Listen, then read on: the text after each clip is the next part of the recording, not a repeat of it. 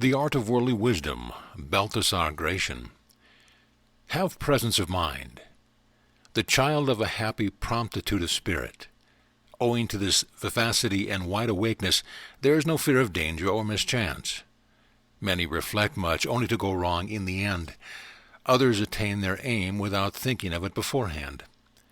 There are natures of antipersatis which work best in an emergency. They are like monsters who succeed in all they do offhand, but fail in aught they think over. A thing occurs to them at once or never. For them there is no court of appeal. Celerity wins applause because it proves remarkable capacity, subtlety of judgment, prudence in action. Slow and sure. Early enough if well. Quickly done can be quickly undone. To last an eternity requires an eternity of preparation. Only excellence counts, only achievement endures. Profound intelligence is the only foundation for immortality. Worth much, costs much.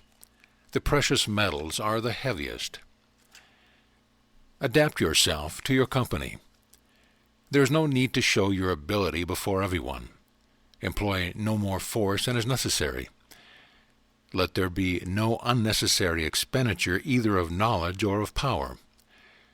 The skillful falconer only flies enough birds to serve for the chase. If there is too much display today, there will be nothing to show tomorrow. Always have some novelty wherewith to dazzle. To show something fresh each day keeps expectation alive and conceals the limits of capacity. Finish off well. In the house of fortune, if you enter by the gate of pleasure, you must leave by that of sorrow, and vice versa. You ought therefore to think of the finish, and attach more importance to a graceful exit than to applause on entrance. 'Tis the common lot of the unlucky to have a very fortunate outset and a very tragic end.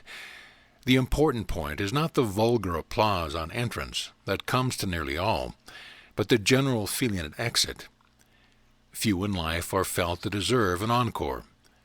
Fortune rarely accompanies any one to the door. Warmly as she may welcome the coming, she speeds but coldly the parting guest. A sound judgment.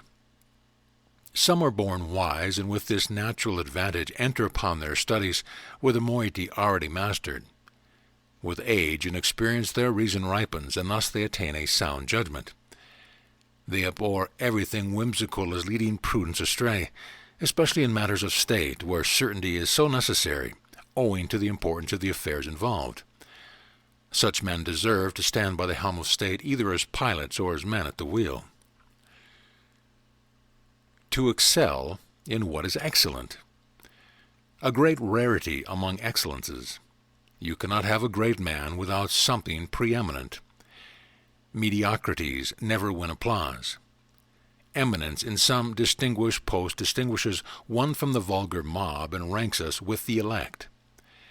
To be distinguished in a small post is to be great in little. The more comfort, the less glory. The highest eminence in great affairs has the royal characteristic of exciting admiration and winning goodwill. Use good instruments. Some would have the subtlety of their wits proven by the meanness of their instruments. 'Tis a dangerous satisfaction and deserves a fatal punishment. The excellence of a minister never diminished the greatness of his lord. All the glory of exploits reverts to the principal actor, also all the blame. Fame only does business with principles. She does not say, this had good, that had bad servants, but this was a good artist, that a bad one. Let your assistants be selected and tested therefore, for you have to trust to them for an immortality of fame. To be the first of the kind is an excellence, and to be eminent in it as well a double one. To have the first move is a great advantage when the players are equal. Many man would have been a veritable phoenix if he had been the first of the sort. Those who come first are the heirs of fame. The others get only a younger brother's allowance. Whatever they do, they cannot persuade the world they are anything more than parrots. The skill of prodigies may find a new path to eminence, but prudence accompanies them all the way.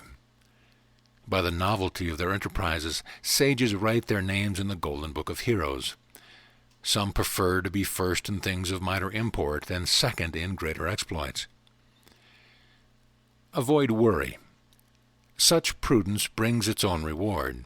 It escapes much, and is thus the midwife of comfort and so of happiness. Neither give nor take bad news unless it can help. Some men's ears are stuffed with the sweets of flattery, others with the bitters of scandal, while some cannot live without a daily annoyance no more than Mithridates could without poison. It is no rule of life to prepare for yourself lifelong trouble in order to give a temporary enjoyment to another, however near and dear.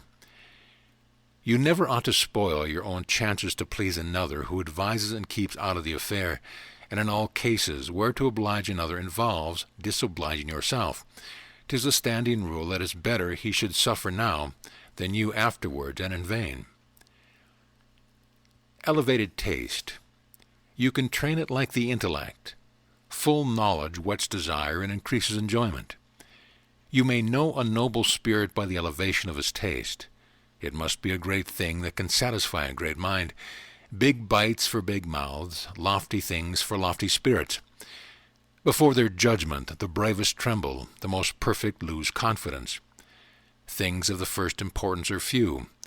Let appreciation be rare. Taste can be imparted by conversation. Great good luck to associate with the highest taste. But do not affect to be dissatisfied with everything. 'Tis the extreme of folly, and more odious if from affection than if from quixtery. Some would have God create another world and other ideals to satisfy their fantastic imagination.